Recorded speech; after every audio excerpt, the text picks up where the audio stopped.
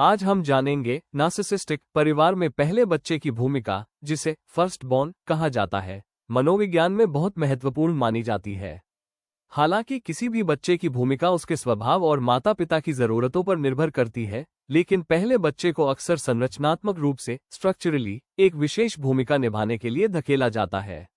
ये भूमिका अक्सर गोल्डन चाइल्ड या देखभाल करने वाला, जिम्मेदार बच्चा, केयरटेकर, रिस्पॉन्सिबल चाइल्ड की होती है। यहाँ फर्स्ट बॉर्न की भूमिका और उसके प्रभाव दिए गए हैं। 1. जिम्मेदारी का बोझ, द बर्डन ऑफ रिस्पॉन्सिबिलिटी। पहला बच्चा होने के नाते माता पिता को अक्सर उससे अधिक उम्मीदें होती हैं। आत्ममुग्ध परिवार में ये दबाव बहुत बढ़ जाता है। छोटे वयस्क, लिटिल एडल्ट, पहले बच्चे से अक्सर अपनी उम्र से ज्यादा जिम्मेदारियां लेने की अपेक्षा की जाती है। वो छोटे भाई बहनों के लिए दूसरा माता पिता, सरेगेट पेरेंट बन जाता है और घर में स्थिरता बनाए रखने की कोशिश करता है। देखभाल करने वाला, केयरटेकर, वो माता पिता की भावनात्मक जरूरतों, जैसे उनके गुस्से को शांत करना या उनका मूड ठीक करना, को पूरा करने की कोशिश करता है। इसे पेरेंटिफिकेशन कहते हैं।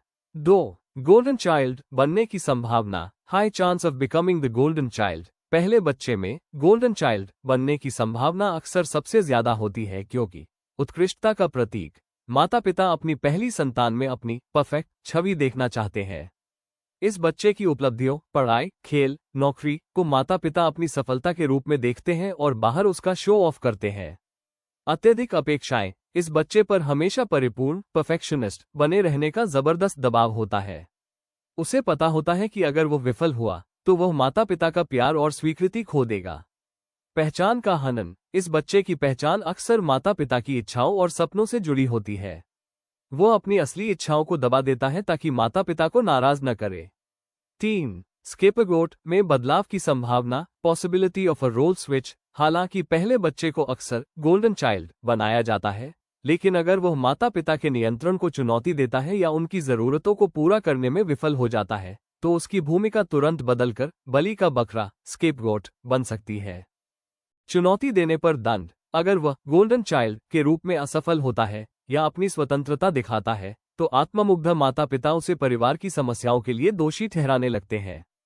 4. दीर्घकालिक मानसिक स्वास्थ्य प्रभाव, long term mental health effects. पहले बच्चे पर इस भूमिका का बोझ गंभीर होता है।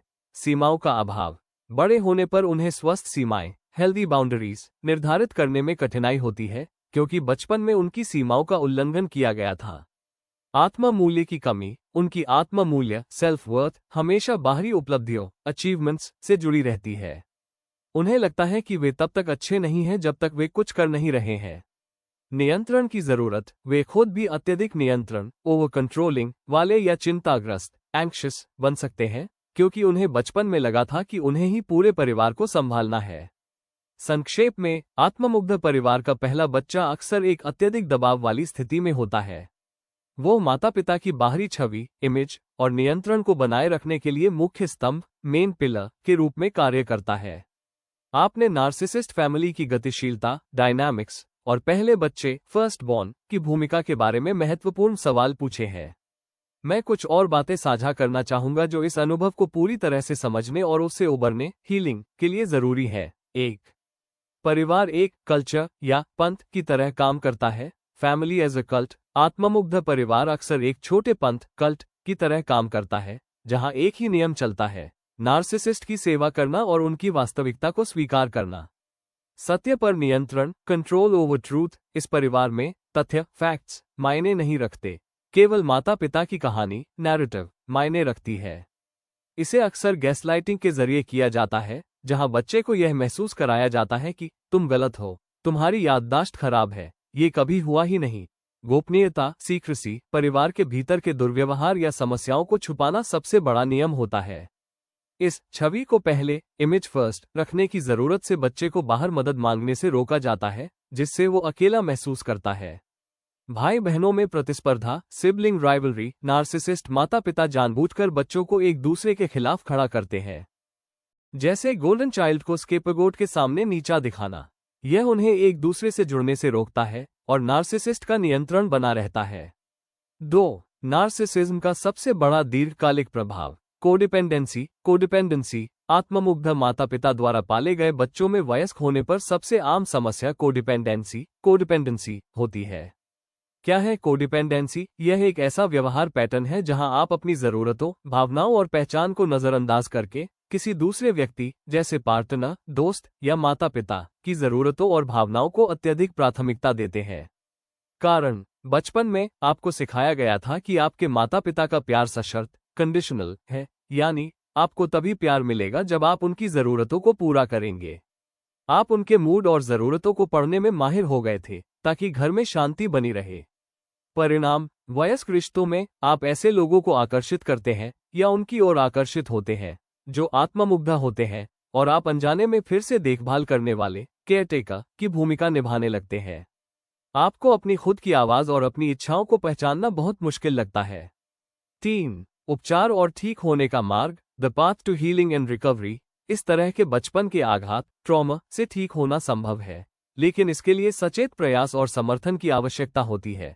ज्ञान और नामकरण, नॉलेज एंड नेमिंग, ये जानना कि आपके साथ जो हुआ वह सामान्य नहीं था और उस दुर्व्यवहार का नाम, जैसे गैसलाइटिंग, मैनिपुलेशन, रखना ठीक होने का पहला कदम है। सीमाएं स्थापित करना, सेटिंग बाउंड्रीज, सबसे जरूरी कदम स्वस्थ सीमाएं निर्धारित करना है। ये तय करना कि आप क्या स्वीकार करेंगे और क्या नहीं, चाहे वह माता पिता हो या कोई और। इसमें कुछ समय के लिए सीमित संपर्क, लो कॉन्टैक्ट, या कोई संपर्क नहीं, नो कॉन्टैक्ट का विकल्प भी शामिल हो सकता है। अपनी भावनाओं को पहचानना, आइडेंटिफाइंग योर फीलिंग्स। बचपन में आपकी भावनाओं को अमान्य, इनवैलिडेटेड किया गया था। अब आपको अपनी खुद की भावनाओं को पहचानने और उन पर भरोसा करने का अभ्यास करना होगा। आपकी भावनाएं सही है। 4. समर्थन लेना, सीकिंग सपोर्ट। किसी आघात सूचित, ट्रॉमा इन्फॉर्म्ड थेरेपिस्ट से बात करना बहुत फायदेमंद होता है। वे आपको पुरानी पैटर्न तोड़ने और एक स्वस्थ आत्म मूल्य, हेल्दी सेल्फ वर्थ विकसित करने में मदद कर सकते हैं। आपका यह विषय पर जानकारी प्राप्त करना ही ये दर्शाता है कि आप ठीक होने की दिशा में पहला कदम उठा रहे हैं। यह एक मुश्किल सफर हो सकता है, लेकिन स्वयं की खोज और स्वतंत्रता की ओर ले जाता है। अगर आप फर्स्ट बॉर्न के बारे में और जानना चाहते हैं तो कमेंट में जरूर बताएं। वीडियो अच्छी लगती है तो लाइक करें और चैनल को जरूर से सब्सक्राइब करें। यकीन मानिए दोस्तों, हमें सपोर्ट की बहुत ज्यादा जरूरत है। धन्यवाद।